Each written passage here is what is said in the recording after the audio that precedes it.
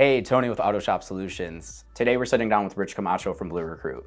Quite often when we're on the phones, whether in the sales process or on client success, we're hearing a lot of the same things from a lot of you is, I'm looking for help.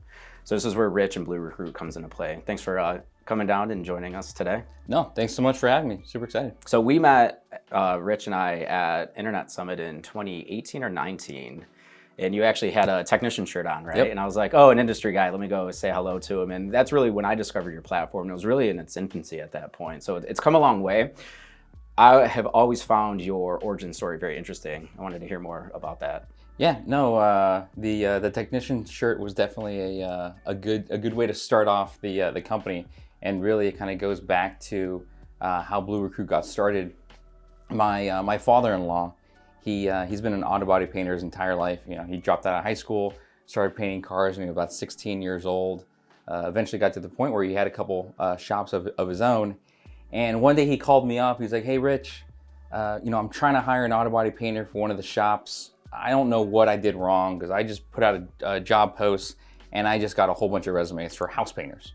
As we know, it's not like you're going to go out there and start rolling an F-150. Yeah, not at all. Completely you different could, skill but it's sets. not going to look good. That would be interesting. And so, I sat there and I was in, traditional kind of recruiting, headhunting at that time. And I was like, I don't know what he did wrong, because he went online and put out a job post. Right.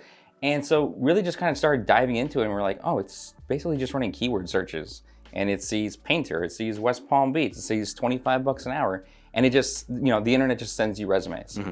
And turns out, as obviously we all here know, that the skilled trades are different than software sales or any kind of other job, because it's so focused on hard skills. Like, either you know how to weld or you don't. Right. Either you have the certification or you don't. Either you're an ASC light truck mechanic or you're not.